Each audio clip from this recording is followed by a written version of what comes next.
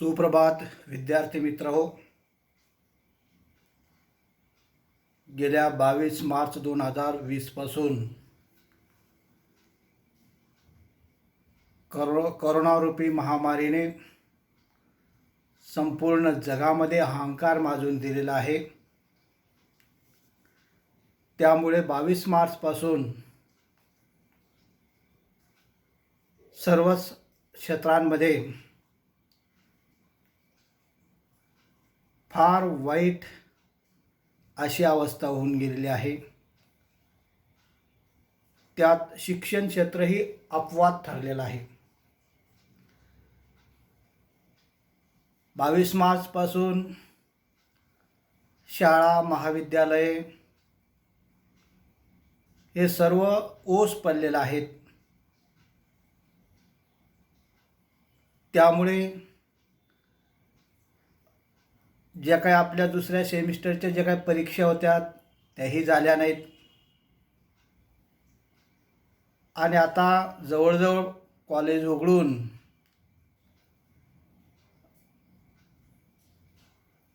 बरेच महिने होऊन गेलेत. म्हणजे जवळजवळ आता 15 जूनपासून आपलं शैक्षणिक वर्ष सुरुवात होत असते. आणि 15 जूनपासून तर आजपर्यंत महाविद्यालयामध्ये तुम्ही येऊ शकत नाहीत. आणि ही जी काही महामारी जी काही केव्हा मिटेल हेही कोणाला सांगता येणार नाही. आणि म्हणूनच विद्यार्थ्यांचं नुकसान होऊ नये यासाठी महाराष्ट्र शासनाने त्याचबरोबर कवयित्री बहिणाबाई चौधरी उत्तर महाराष्ट्र विद्यापीठ जळगाव व आपल्या महाविद्यालयाचे प्राचार्य साहेब डॉक्टर A.N. पाटील यांच्या मार्गदर्शनाने विद्यार्थ्यांचं शैक्षणिक नुकसान होऊ नये म्हणून पर्याय ऑनलाईन शिक्षणाचा हाती घेतलेला आहे. कारण हे जे काही संकट हे संकट केव्हा जाईल हे कोणाला सांगता येणार नाही. आणि म्हणून विद्यार्थ्यांचं नुकसान होऊ नये, कारण संकटावर मात करण्याचा मानवाचा धर्म आहे. कितीही संकट जरी आले तरी माणसाने घाबरायचं काही कारण नाही. त्याच्यावर मार्ग आपल्याला शोधता येतो. आणि म्हणून ऑनलाईन हा जो काही शिक्षणाचा पर्यायी मार्ग जो काय तो आपण आता स्वीकारलेला आहे. हा मार्ग जरी थोडा खडतर आहे, बहुतांशी आपल्या महाविद्यालयामध्ये शिकणारे जे काही विद्यार्थी जे काय आहेत ते ग्रामीण भागातले आहेत, खेड्यापाड्यातले आहेत, वाड्या वस्तीतले आहेत. त्यामुळे कदाचित त्यांच्याकडे सुविधा नसतील, अनंत अडचणी असतील. परंतु शेवटी अनंत अडचणींवर मात करत शिक्षणही फार महत्त्वाचं आहे. आणि म्हणून आता विद्यार्थ्यांचं शैक्षणिक नुकसान होऊ नये म्हणून ऑनलाईन हा पर्यायी मार्ग जो काय तो आता आपल्या महाविद्यालयाने स्वीकारलेला आहे. मित्रहो, तुम्ही सर्वजण आता TYBAला प्रवेशित झालेला आहात. हे पदवीचं वर्ष आहे आणि पदवीचं वर्ष असल्यामुळे माझा विषय जो काय तो मराठी. बऱ्याच वेळेस तुम्ही मराठीचे प्राध्यापक म्हणून किंवा मराठीचे सर म्हणून तुम्ही बोलत असतात, पण माझं नाव HS पाटील हे लक्षात ठेवायचं. आणि माझ्याकडे मराठी जनरल हा जो काही विषय आहे तो TYBAला मी शिकवतो आहे. मित्रो, जे काही तुम्ही FY आणि SY या 2 वर्षामध्ये 4 सेमिस्टरचा तुम्ही आतापर्यंत अभ्यास केलेला आहे. 4थं सेमिस्टरची परीक्षा झाली नाही, तो भाग वेगळा. परंतु आपला अभ्यासक्रम जवळजवळ पूर्ण झालेला होता. आणि त्यामुळे पहिल्या सत्राला FYBAला आपल्याला कथा वाङ्मय प्रकार होता. कारण आपल्याला या वर्षी अभ्यासक्रम बदललेला आहे. यावर्षी आपल्याला एकांकिका या वाङ्मय प्रकाराचा अभ्यास करायचा आहे. पण तत्पूर्वी उत्तर महाराष्ट्र विद्यापीठाने अर्थात कवयित्री बहिणाबाई चौधरी विद्यापीठाने हा जो काही अभ्यासक्रम जो काही आपल्याला नेमलेला आहे त्याच्या मागे काहीतरी उद्देश असतो. कारण अभ्यास मंडळाचे जे काही चेअरमन असतात ते विचार करतात की गेल्या 10-15 वर्षापासून TYBAला कोणकोणत्या प्रकारचे वाङ्मय प्रकार शिकवले गेलेले आहेत आणि म्हणून FY आणि SY या 2 वर्षामध्ये आपण 4 वाङ्मय प्रकाराचा अभ्यास केलेला आहे. त्याच्यामध्ये पहिला वाङ्मय प्रकार जो काय तो म्हणजे कथा. आता कथा वाङ्मय प्रकार जो काय याचा आपण सर्व अभ्यास केलेला आहे. तरी तुमचं स्मरण करण्यासाठी कदाचित तुम्हाला आठवण पडून गेली असेल या लॉकडाऊनच्या काळामध्ये म्हणा किंवा 2 वर्षापूर्वीचं काही कोणाच्या लक्षात राहत नाही. आणि म्हणून कथा हा वाङ्मय प्रकारसुद्धा प्राचीन काळापासून अतिशय लोकप्रिय असा वाङ्मय प्रकार आहे. आपल्याला आजीबाई गोष्ट सांगायची आणि गोष्ट सांगता सांगता आपण झोपून जात असायचो आणि म्हणून कथालाच आपण गोष्ट म्हणत असतो. शिवाजी महाराजांची जी काही जडणघडण जी काही झाली ते राष्ट्रमाता जिजामाताने अनेक प्रकारच्या संस्कारशील गोष्टी सांगितल्यात आणि म्हणून महाराजांनी एवढं हिंदवी स्वराज्याची स्थापना केली. म्हणून कथा हा वाङ्मय प्रकार जो का आहे या वाङ्मय प्रकाराची व्याख्या तुम्ही FYBAला अभ्यासलेली आहेच. पण तरीसुद्धा एक आठवण म्हणून तुम्हाला सांगतो, स्मरण म्हणून सांगतो की कथा म्हणजे काय की कमीत कमी पात्र, कमीत कमी प्रसंग याच्या माध्यमातून परिणामकारक रीतीने सांगितलेली जी काही गोष्ट असते तिला आपण कथा म्हणत असतो. म्हणजे कथेची व्याख्या जर तुम्ही जर बघितली तर काय, कमीत कमी पात्र, कमीत कमी प्रसंग आणि या कमीत कमी पात्र आणि कमीत कमी प्रसंगाच्या माध्यमातून परिणामकारक रीतीने सांगितलेली जी काही गोष्ट असते तिला आपण कथा म्हणत असतो. याच्यावरून तुमच्या लक्षात आलं असेल की कथा हा वाङ्मय प्रकार कसा आहे, लहानसा वाङ्मय प्रकार आहे. परंतु त्याच्यातून मात्र कोणता ना कोणता संस्कार जो आहे तो वाचकांवर होत असतो, श्रोत्यांवरती होत असतो. म्हणून वेल्स नावाचा जो काही साहित्यशास्त्रकार जो काही त्याने कथेची व्याख्या करत असताना अगदी साध्या सोप्या भाषेमध्ये सांगितलेलं आहे की अर्ध्या तासात जी काही वाचली जाईल तिला कथा म्हटलेलं आहे. आता अर्धा तास म्हणजे काय, आपण काही घड्याळ लावून बघायचं का, तसं नाही. म्हणजे हा वाङ्मय प्रकार जो आहे तो लघुत्तम आहे, लहानसा वाङ्मय प्रकार आहे. परंतु याच्यातून सुद्धा संस्कार असेल, प्रबोधन असेल, शिकवण जी का असेल ती खऱ्या अर्थाने या वाङ्मय प्रकाराच्या माध्यमातून होत असते. त्यानंतर तुम्ही FYBAला दुसऱ्या सत्राला जेव्हा तुम्ही अभ्यास केला असेल त्यावेळेस आपल्याला काव्य वाङ्मय प्रकार होता. म्हणजे साहित्याचे 2 महत्त्वाचे प्रकार मानले जातात, एक गद्य आणि दुसरा पद्य. आता गद्य वाङ्मय प्रकारामध्ये मग कथा असेल, कादंबरी असेल, नाटक असेल, चरित्र असेल, आत्मचरित्र असेल, निबंध असेल, लघुनिबंध असेल, वैचारिक निबंध असेल, या सर्व वाङ्मय प्रकाराचा समावेश खऱ्या अर्थाने गद्य वाङ्मयामध्ये होत असतो. आणि त्यानंतरचा दुसरा जो काय वाङ्मय प्रकार आहे तो म्हणजे पद्य. पद्यालाच आपण काव्य असं संबोधत असतो. मग काव्यामध्ये सुद्धा अनेक उपप्रकार आहेत. या सर्व उपप्रकारची माहिती घेण्याचं काही कारणच नाही. पण तरीसुद्धा काव्य वाङ्मय प्रकाराची व्याख्या जी काय ती तुमच्या लक्षात असेलच किंवा नसेल तर 1 मिनिटात तुम्हाला मी सांगतो. कारण काव्याच्या व्याख्या अनेक साहित्यशास्त्रकारांनी केलेल्या आहेत. मग त्याच्यात भारतीय साहित्यशास्त्रकार जसे आहेत तसं पाश्चात्य साहित्यशास्त्रकारही आहेत. आता भारतीय साहित्यशास्त्रकार जे काही भामह नावाचे जे काही 9व्या शतकामध्ये साहित्यशास्त्रकार होऊन गेले, यांनी एका वाक्यामध्ये संस्कृतमध्ये काव्याची व्याख्या केलेली आहे.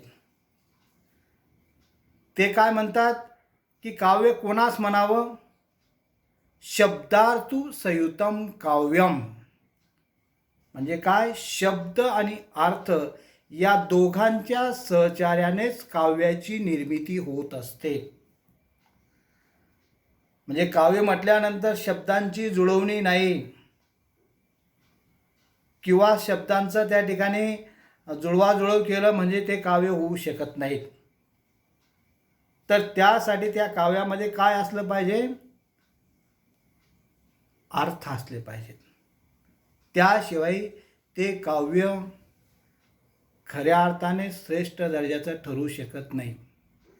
म्हणून काव्यामध्ये शब्द आणि अर्थ या दोघांच्या सहचार्यानेच काव्याची निर्मिती होत असते.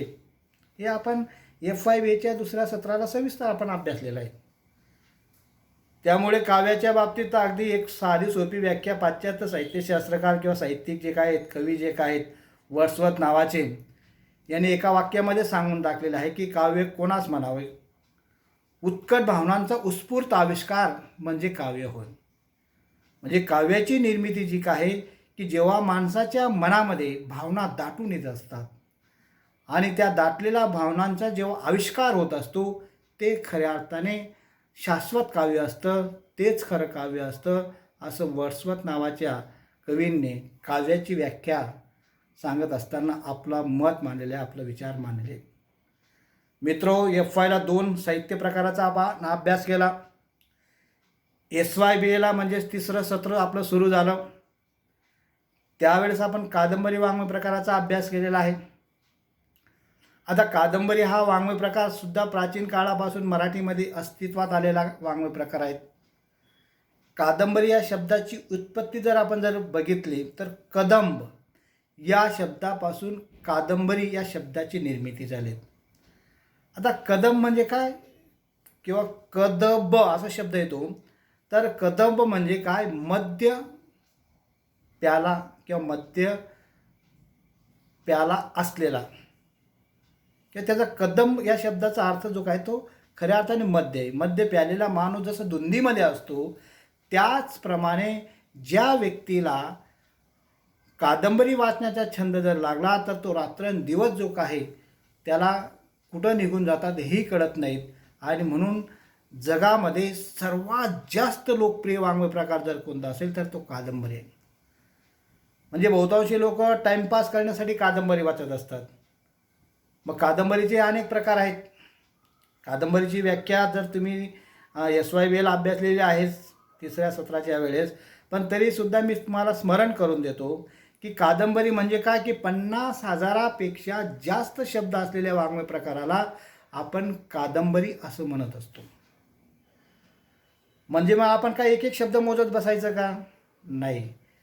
कारण हा वाङ्मय प्रकार जो काय तो कथेपेक्षा कसा आहे, विस्तृत आहे, व्यापक आहे. आणि म्हणूनच कादंबरीची व्याख्या करत असताना दुसरी व्याख्या जी काय आहे ती मा.क. देशपांडेने केली आहे. ते म्हणतात की कादंबरी म्हणजे एक प्रकाराची गारुडीची पिशवी होय. गारुडीचा खेळ तुम्ही बघितला असेल की गारुडीच्या पिशवीमध्ये काय काय असतं? डमरू असेल, बासरी असेल, दुधाची वाटी असेल, किंवा त्या ठिकाणी अजून सटरपटर साहित्य असतं. आणि तो जसं गारुडी या सर्व साहित्याच्या माध्यमातून एक प्रकारे तो जसं खेळ खेळत असतो त्याचप्रमाणे कादंबरीमध्ये सुद्धा अनेक विषय जे का असतात त्या अनेक विषयांचा समावेश होत असतो.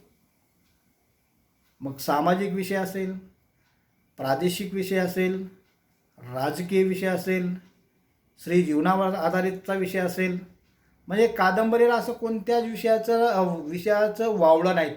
अगदी पौराणिक कादंबऱ्यांपासून तर आज सामाजिक, ऐतिहासिक, राजकीय, वर्णनात्मक अनेक प्रकारच्या कादंबऱ्या ज्या काय त्या मराठी साहित्यामध्ये निर्माण झाल्या आहेत. आणि म्हणून कादंबरी या वाङ्मय प्रकाराचा आपण सविस्तर अभ्यास तुम्ही SYBAला असताना तिसऱ्या सत्राला त्या ठिकाणी करून घेतलेला आहे. मित्रहो, या वाङ्मय प्रकाराची ओळख यासाठीच मी तुम्हाला करून देत आहे कारण TYला आपल्याला अभ्यासक्रम जो काय बदललेला आहे तो अभ्यासक्रम म्हणजे नेमण्यामागे उद्देश काय आहे उत्तर महाराष्ट्र विद्यापीठाचा, त्यासाठी आपल्याला हे थोडीशी पार्श्वभूमी जी काय ती जाणून घ्यावी लागणार आहे. त्याच्यानंतर चौथा वाङ्मय प्रकार जो काय आहे तो म्हणजे SYBAचा तो तुम्ही आत्मचरित्र हा वाङ्मय प्रकार अभ्यासलेला आहे. आता आत्मचरित्र हा वाङ्मय प्रकाराचा जर तुम्ही विचार केला तर त्या शब्दामध्येच अर्थ दडलेला आहे. आता आत्मचरित्र म्हणजे काय?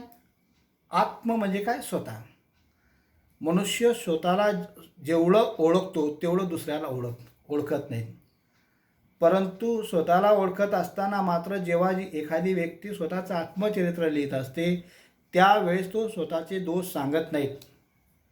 म्हणून आत्मचरित्र लिहिणे खऱ्या अर्थाने तारेवरची कसरत आहे. आत्मचरित्र लिहिणं म्हणजे एक फार मोठी कसोटी असते.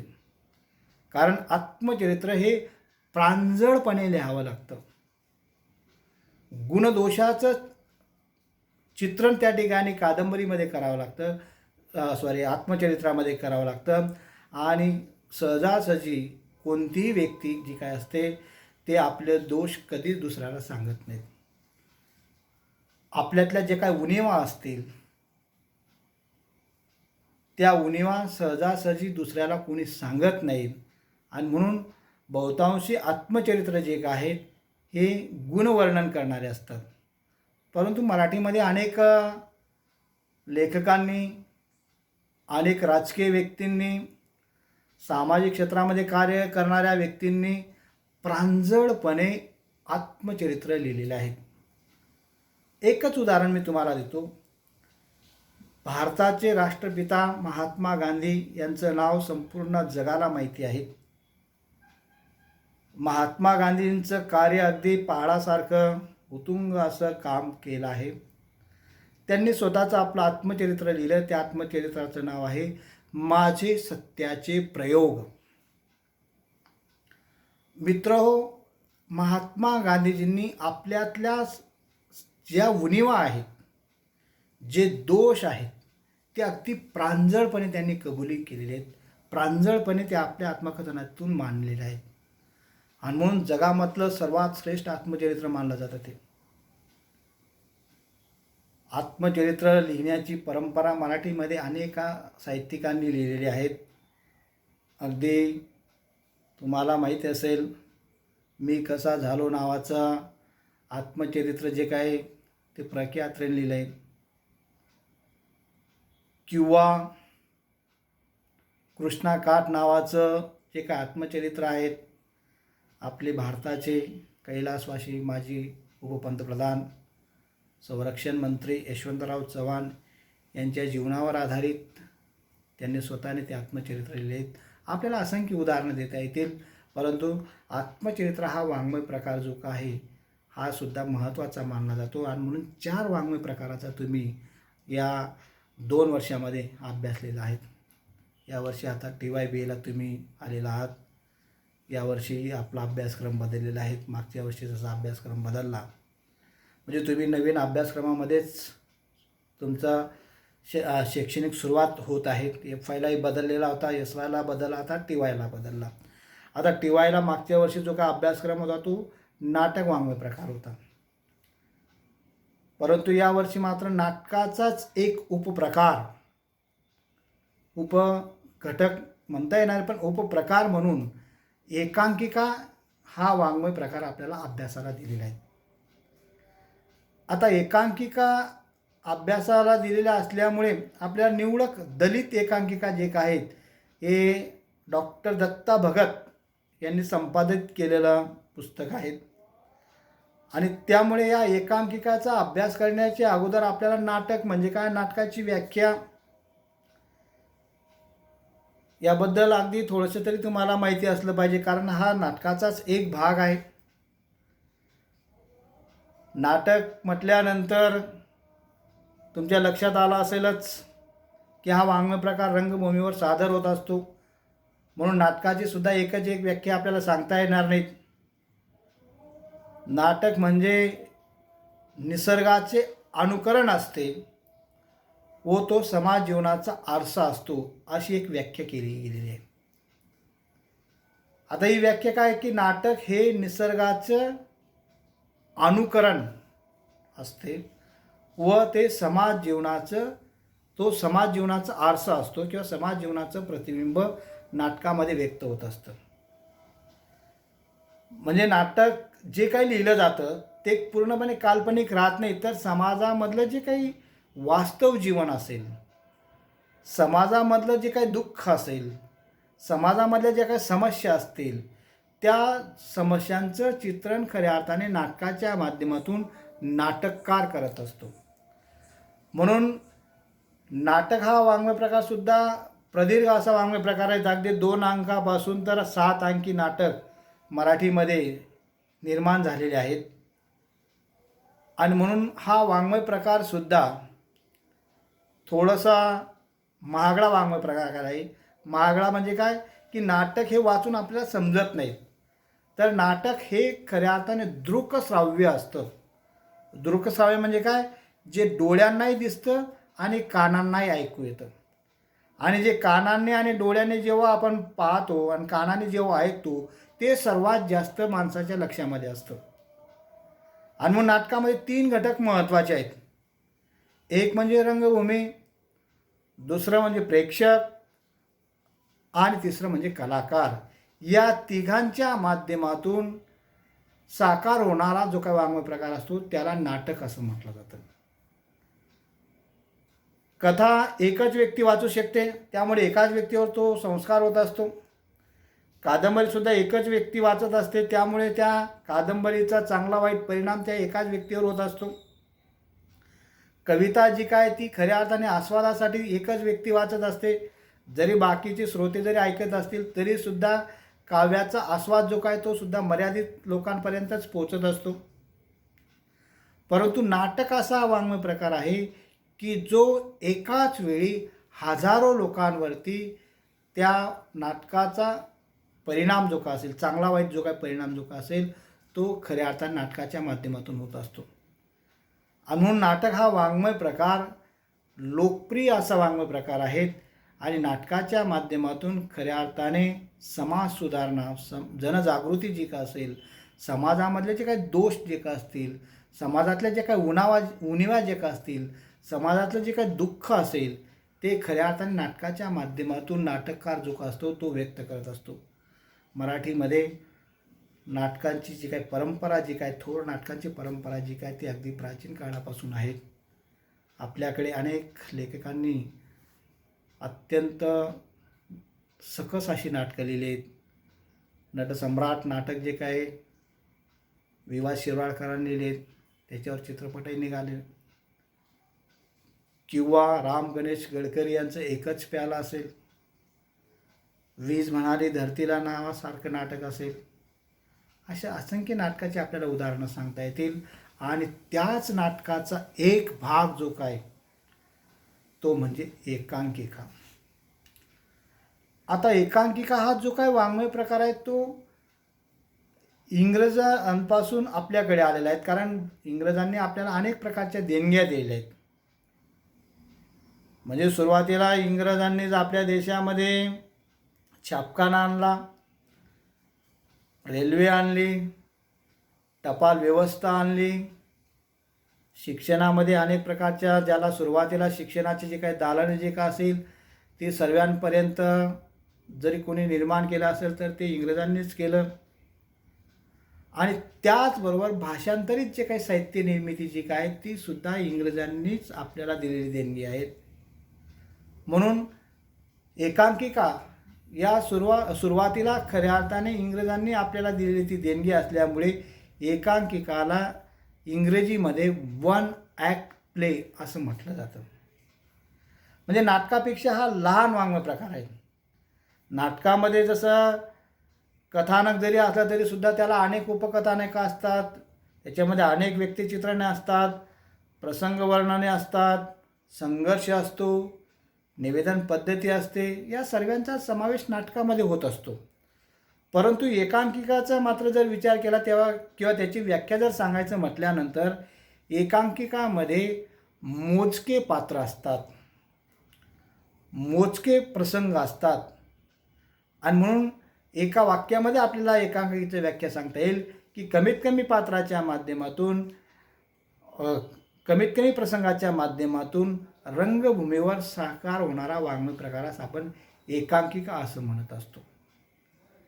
म्हणजे एकांकिकामध्ये अगदी मोजके तपशील असतात आणि त्या मोजक्या तपशिलाच्या माध्यमातून एकांकिकार जो का असेल किंवा जो का लेखक जो का असेल तो खऱ्या अर्थाने श्रोत्यांवरती एक प्रकारे त्या एकांकिकाचा जो काय प्रभाव जो काय असेल तो प्रभाव निर्माण करण्याचं काम खऱ्या अर्थाने तो करत असतो, लेखक करत असतो. म्हणून एकांकिकाचं जर आपण वैशिष्ट्य जर पाहिलं तर एकांकिकामध्ये एक केंद्रबिंदू असतो आणि त्या केंद्रबिंदूच्या भोवती संपूर्ण एकांकिका जी का असेल ती एक प्रकारे निर्माण केलेली असते. तो केंद्रबिंदू सामाजिक जीवनातला असेल, राजकीय जीवनातला असेल, स्त्री जीवनाचं असेल, स्त्री जीवनाचं दुःख असेल, बेरोजगारीचा प्रश्न असेल किंवा एकांकिकाला कोणत्याच विषयाचं खऱ्या अर्थाने वावळं राहत नाहीत. परंतु एकाच केंद्रबिंदूभोवती जेव्हा ती एकांकिका लिहिली जाते आणि त्यामुळे त्या एकांकिकाचा परिणाम श्रोत्यांवरती, वाचकांवरती लगेच होत असतो. म्हणून एकांकिका हा वाङ्मय प्रकार खऱ्या अर्थाने कमी कालावधीमध्ये सुद्धा वाचकांवरती, श्रोत्यांवरती परिणाम करणारा हा वाङ्मय प्रकार आहे. मित्रो, एकांकिका सादर करण्यासाठी जास्त वेळ लागत नाहीत. जसं नाटक जे काय अगदी रात्रभर पूर्वी नाटक का चालायचे, म्हणजे 5-5 तास 6-6 तास जे काय ते रंगभूमीवर नाटक सादर करणारे नाटककार होते. परंतु एकांकिकाचं सादरीकरणासाठी फक्त 30 ते 35 मिनटं आणि जास्तीत जास्त 50 ते 60 मिनटामध्ये एकांकिका जी का असेल ती एक प्रकारे सादरीकरण केले जाते. म्हणजे याच्यावरून तुमच्या लक्षात येईल की एकांकिका ह्या जे का असतात या 30-35 मिनटामध्ये एक प्रकारे सादरीकरण करावे लागतात आणि जास्तीत जास्त मोठी एकांकिका जर असेल तर 50 ते 60 मिनटं लागत असतात.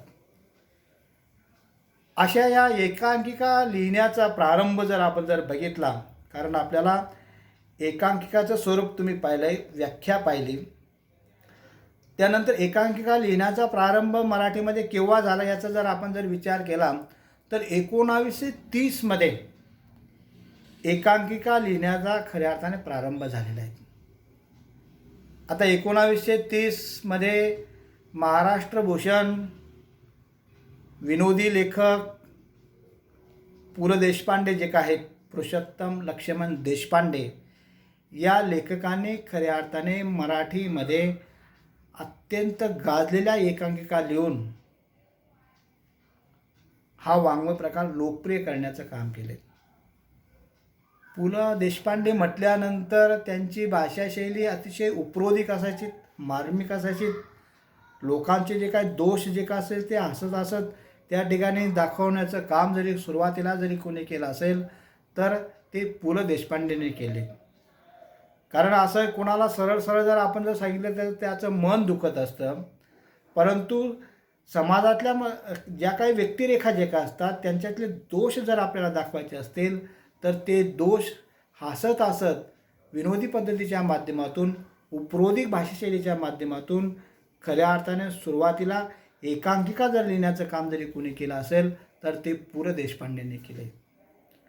त्यानंतर मग मराठीमध्ये 1930 नंतर मग अनंत काणेकर असतील, दत्तू बांदडेकर असतील, त्याचबरोबर या सुमारास तुम्ही जर 1930च्या सुमारास जर बघितलं तर विजय तेंडुलकर आहेत, माधव मनोहर आहेत. या सर्व लेखकांनी खऱ्या अर्थाने एकांकिका हा जो काय वाङ्मय प्रकार आहे तो 1930 ते 50च्या कालखंडामध्ये या वाङ्मय प्रकाराला खऱ्या अर्थाने प्रारंभ करून ज्याला आपण म्हणतो लोकप्रियता मिळवण्याचं काम या साहित्यकारांनी, या लेखकांनी खऱ्या अर्थाने केलेलं आहे. परंतु त्या सर्व लेखकांचं जर आपण एकांकिका बघितल्या तर त्या थोडंसं शहरी भागापुरत्या होत्या मर्यादित. म्हणजे मध्यमवर्गीय समाजामधल्या ज्या काही व्यक्तिरेखा जे का असतील त्या व्यक्तिरेखांचं त्यांनी खऱ्या अर्थाने त्या एकांकिकेच्या माध्यमातून चित्रण केले. परंतु 1950 नंतर जर आपण मराठी साहित्यामध्ये पाहिलं किंवा 1950 नंतर जर आपण एकांकिका बघितल्यात, कारण 1947मध्ये भारताला स्वातंत्र्य मिळालं आणि स्वातंत्र्य मिळाल्यानंतर तळागाळापर्यंत शिक्षणाची गंगा जी काय ती पोचवण्याचं काम तत्कालीन भारत सरकारने केलं. त्यामुळे खालचा वर्गही शिकू लागला आणि शिकल्या सवरल्यानंतर तो जेव्हा साहित्य वाचू लागला आणि साहित्य वाचल्यानंतर त्याला कळलं, अरे आपलं दुःख, आपलं व्यथा वेदना कोणत्याच लेखकाने साहित्याच्या माध्यमातून मान्य केलेले नाही. डॉक्टर बाबासाहेब आंबेडकरांनी त्यावेळेस सर्व समाजाला सांगितलं होतं की शिका, संघटित व्हा आणि संघर्ष करा. आणि त्यामुळे गावकोसा बाहेर राहणारा जो काय समाज जो काय तोही शिकू लागला आणि शिकल्या सवरल्यानंतर त्यांना एक प्रकारे आपल्या हक्काची जाणीव झाली. कारण आपल्याला अभ्यासक्रमासाठी दलित एकांकिका आहे आणि दलित एकांकिका असल्यामुळे दलित या शब्दाबद्दल अनेकांनी वेगळ्या प्रकारचे व्याख्या केल्या आहेत. पण आपण जर अगदी ढोबळमानाने जर आपण व्याख्या जर बघितली तर दलित म्हणजे काय, जे दडले गेलेले आहेत, जे पिल्ले गेलेले आहेत, जे शोषित आहेत, असा जो काय समुदाय जो का असेल त्याला दलित असं संबोधलं गेलं आहे. किंवा दलित म्हणजे कोण, जो विकासाच्या चक्रापासून बाहेर फेकला गेलेला आहे, ज्याचा आजपर्यंत विकास झाला नाही, असा जो काय समुदाय जो का असेल त्याला दलित असं म्हटलं गेलं आहे. मग त्याच्यामध्ये SC असेल, ST असेल, NT असेल, OBC असेल, SBC असेल, या सर्व समुदायाचा सुद्धा समावेश खऱ्या अर्थाने या दलितामध्ये होत असतो. परंतु तरीसुद्धा ही व्याख्या जी काय ती मर्यादित अर्थ व्यक्त करणारी आहे. दलित म्हटल्यानंतर जो गावकोसा बाहेर राहतो, ज्याला वर्णव्यवस्थेने त्याचं शोषण केलं आहे, माणूस म्हणून त्याला जगू दिलं नाहीत, माणसासारखं त्याच्याशी वागणूक केली नाहीत, पशुपेक्षा सुद्धा त्या ठिकाणी त्यांना हीन वागणूक दिली गेली. आणि त्यामुळे असा जो काय समुदाय जो का आहे, ज्यांनी बाबासाहेबांनी पासून प्रेरणा घेतली, असा समाज जो काय तो जेव्हा जागृत झाला आणि जागृत झाल्यानंतर तो एक प्रकारे लिहू लागला. आणि म्हणून 1960 नंतर जर तुम्ही जर बघितलात तर सर्व दलित लेखक जे काय आहेत हे आपलं दुःख, आपल्या व्यथा, आपल्या वेदना हे एकांकिकेच्या माध्यमातून एक प्रकारचे मांडू लागले. आपलं दुःख जे काय ते दुःख चित्रण करू लागले. कारण आम्ही माणूस आहोत, आम्हालाही मन आहेत, आम्हालाही भावना आहेत, आम्हालाही विचार करण्याची क्षमता आहेत, आम्हाला माणूस म्हणून जगू देत नाहीत. पाण्यासाठी आम्हाला संघर्ष करावा लागतो, कुत्र्यापेक्षा आम्हाला हीन वागणूक दिली जाते. आणि त्यामुळे हा दलित समाज जो का आहे तो साहित्याच्या माध्यमातून, एकांकिकाच्या माध्यमातून खऱ्या अर्थाने आपलं दुःख मांडू लागला. प्रेमानंद गजवी या नाटककाराने, एकांकिकाकाराने घोटभर पाणी नावाची एकांकिका लिहिली. आपल्याला ते नंतर अभ्यासक्रमामध्ये ते स्वतंत्र एकांकिका आहेच, परंतु या नावामध्ये सर्व काही शीर्षक धरलेलं आहे. घोटभर पाणी. आता पाणी हा खऱ्या अर्थाने माणसाच्या जीवनाचा अविभाज्य अशा भाग आहे. आता पाणी हे एक प्रकारचं काय, आभाळातून येतं. आता श्रावण महिना सुरू आहे, आभाळातून पाणी येतं, जमिनीवर पडतं, नद्या नाल्यातून ती वाहत जातं, समुद्राला मिळतं आणि समुद्राला मिळाल्यानंतर परत त्या ठिकाणी त्या पाण्याचं बाष्पीभवन होतं, परत त्याचं ढगामध्ये रूपांतर होतं आणि ढगामध्ये रूपांतर झाल्यानंतर परत पाऊस पडतो आणि परत ते समुद्राला मिळत असतं.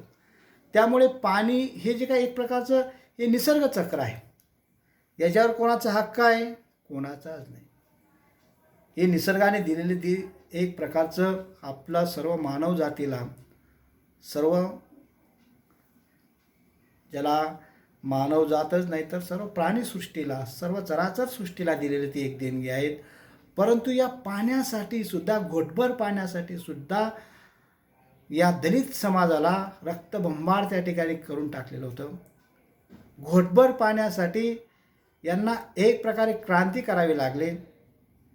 जे पाणी कुत्रं मांजरं पीत असायचे, ज्या पाण्यामध्ये म्हशी दूध असायचे, ते पाणीसुद्धा या दलितांना एक प्रकारे मिळत नसायचं. त्यांच्यासाठी स्वतंत्र विहीर असायची, स्वतंत्र हौद असायचा. माणसासारखे माणूस असूनही त्यांना एक प्रकारे पाणी पिण्याला सुद्धा वर्ज्य करत असायचे. आणि म्हणून हजारो वर्षापासून जी काय आपली भारतीय जी काय संस्कृती जी काय आहे, जी अनेक प्राणी मात्रांवर प्रेम करणारे आहे, कुत्रा मांजरांवर प्रेम करणारे आहेत, परंतु माणसासारख्या माणसांवर मात्र प्रेम करत नव्हती. आणि ज्या वेळेस हा दलित समाज जागृत झाला आणि जागृत झाल्यानंतर तो आपल्या एकांकिकाच्या माध्यमातून लिहू लागला, साहित्याच्या माध्यमातून लिहू लागला की आम्ही आता हे दुःख जे काय आहे हे दुःख भोगणार नाही. अजून दलित एकांकिकांमध्ये वेदना आहेत, विद्रोह आहेत, नकार आहेत. जर आम्हाला आवडलं नाही तर ते आम्ही एक प्रकारे नकार देणार आहोत. जे आम्हाला योग्य वाटलं नाही त्याचा आम्ही एक प्रकारे धिक्कार करणार आहोत. आणि दलित साहित्य म्हटल्यानंतर हे खऱ्या अर्थाने एक प्रकारचं वर्णव्यवस्थेविरुद्ध, समाजव्यवस्थेविरुद्ध ते बंड आहे, संघर्ष आहे. आम्हालाही माणूस म्हणून जगू द्या, आम्हालाही माणूस म्हणून त्या ठिकाणी वागा. आमच्यामध्ये सुद्धा एक प्रकारे आत्मा आहेत. आणि म्हणूनच दलित साहित्य ही खऱ्या अर्थाने मराठी साहित्याला दिलेली एक फार मोठी देणगी आहे. श्रीपाद कृष्ण कोल्हटकरांनी जसं मराठी साहित्याबद्दल असं म्हटलं होतं की शाहिरी वाङ्मय जे काय हे खऱ्या अर्थाने मराठी साहित्याची पाठ आहेत. परंतु या वाक्याला छेद देण्याचं काम जरी कोणी केलं असेल तर ते दलित साहित्यिकांनी केले. ते म्हणतात की नाही, शाहिरी वाङ्मय ही खऱ्या अर्थाने मराठी साहित्याची पाठ नाही. तर मराठी साहित्याची पाठ जर कोणती जर असेल तर ते दलित साहित्य आहेत. मराठीमध्ये हा दलित साहित्याचा प्रवाह जर आला नसता, मग तो आत्मकथनाचा असेल, काव्याचा असेल, नाटकाचा असेल, कादंबऱ्या थोड्याफार प्रमाणात लिहिल्या गेल्या आहेत, परंतु या दलित आत्मकथनाने, दलित साहित्याने मराठी साहित्याला सकस करण्याचं काम केलं आहे, समृद्ध करण्याचं काम केलं आहे. आणि म्हणून प्रेमानंद गजबे असतील, दत्ता भगत असेल, B.C. शिंदे असतील, डॉक्टर कृष्णा किरवले असतील, चिटणीस असतील, संजय कांबळे असतील, अशा असंख्य लेखकांनी खऱ्या अर्थाने दलित एकांकिका लिहून मराठी साहित्यामध्ये एकांकिका हा जो काय वाङ्मय प्रकार आहे त्याला समृद्ध करण्याचं काम केलं आहे. म्हणून आपल्याला या शैक्षणिक वर्षामध्ये एकांकिका हा अभ्यासक्रम जो काय आहे तो नेमलेला आहे. आतापर्यंत हा वाङ्मय प्रकार उत्तर महाराष्ट्र विद्यापीठामध्ये नेमला गेला नव्हता आणि आता 2020-21 पासून आपल्याला हा अभ्यासक्रम नेमलेला आहे. त्यामुळे आपल्याला एकांकिकाचं स्वरूप आता आपण पाहिलं. एकांकिका लिहिण्याचा प्रारंभ केव्हा झाला आणि ते लिहिणारे लेखक कोण कोण होते याचा एक थोडक्यात आपण गोषवारा जो काय तो बघितला. मित्रो, आज पहिला दिवस आहे. त्याच्यानंतर अभ्यासक्रम जो काय तुमच्या आपला जो काही व्हॉट्सअप ग्रुप जो काय तयार केलेला आहे त्या ग्रुपवरती मी आपला TYBAचा जो काय अभ्यासक्रम जो काय तो टाकलेला आहे तो आपण लिहून घ्या. आणि नवीन अभ्यासक्रम असल्यामुळे आपल्याजवळ तुम्ही वही आणि पेन ठेवा. जे तुम्हाला मी व्याख्या सांगितल्या असेल त्या व्याख्या अगदी लहान लहान व्याख्या आहेत, त्या व्याख्या तुम्ही रनिंग नोट्स काढण्याची तुम्ही सवय करा. जो टिपणं काढतो तो परीक्षेमध्ये अगदी चांगल्या मार्काने पास होत असतो. आणि म्हणून आपण मार्क्सवादीसुद्धा राहायचं. मार्क्सवादी म्हणजे काय, आपण परीक्षा डोळ्यासमोर ठेवून आपलं जे काही शिक्षण जे का असेल ते करायचं. आणि म्हणूनच तुम्ही वही आणि पेन जे का असेल ते आपल्याजवळ ठेवायचे. व्याख्या जर सांगितली, समजा आता एकांकिकेची व्याख्या काय आहेत ते एका वाक्यामध्ये मी तुम्हाला सांगितली, ती व्याख्या लगेच तुम्ही लिहून टाकायची. म्हणजे आपल्याला एका वाक्यामध्ये प्रश्न विचारला जाईल. रिकाम्या जागा जे का असतात म्हणजे वस्तुनिष्ठ प्रश्न असतात, 1-2 वाक्यात प्रश्न असतात. जो काही SYBAला जो काय आपला परीक्षेचा जो काय पॅटर्न आहे तोच TYBAलाही राहणार आहेत. आणि म्हणून तुम्ही जर व्यवस्थित त्या ठिकाणी लक्ष देऊन जर ऐकलं तर मराठी विषयामध्ये अगदी आपलं जे काय 60 आणि 40चे पॅटर्न जे काय आहेत, 40 मार्क जे काय ते कॉलेजकडे असतात. म्हणजे तुम्ही जे काही ट्युटोरियल देतात, तुमची हजेरी असेल, तुमची वर्तणूक असेल. आता हजेरी वर्तणूक जे काय ते ऑनलाईनच आपलं होणार आहेत आणि वर्तणूक जे काय ते तुम्ही मनापासून ऐकणार आहेत. त्याच्यामुळे या गोष्टी ज्या काय या गौण आहेत. परंतु हे 40 मार्क जे काय आहेत हे सुद्धा महत्त्वाचे आहेत. आणि त्याचबरोबर 60 मार्काची जी काही विद्यापीठाची जी काही परीक्षा होते त्याच्यामध्ये जर तुम्ही मनापासून अभ्यास केला, मनापासून जर ऐकलं, तर 60 पैकी अगदी 55 मार्क्स मी दिलेले आहेत. 55 मार्क. म्हणून मित्रहो, हा स्कोरिंगचा पेपर आहे. आपण मनापासून सुरुवातीपासून लक्ष देऊन ऐका आणि आपला एकदाचा सिलेबस जो का असेल तो जसा जसा त्या ठिकाणी आपण शिकू, तर त्यानंतर शिकल्यानंतर लेक्चर दिल्यानंतर ज्या महत्त्वाचे जे काही नोट्स जे काय आहेत ते मी तुम्हाला आपल्या ग्रुपवर टाकणार आहेत. तेही आपण लिहून टाकायच्यात. कारण लिहिल्यानंतर माणसाच्या स्मरणात जास्त राहत असतं.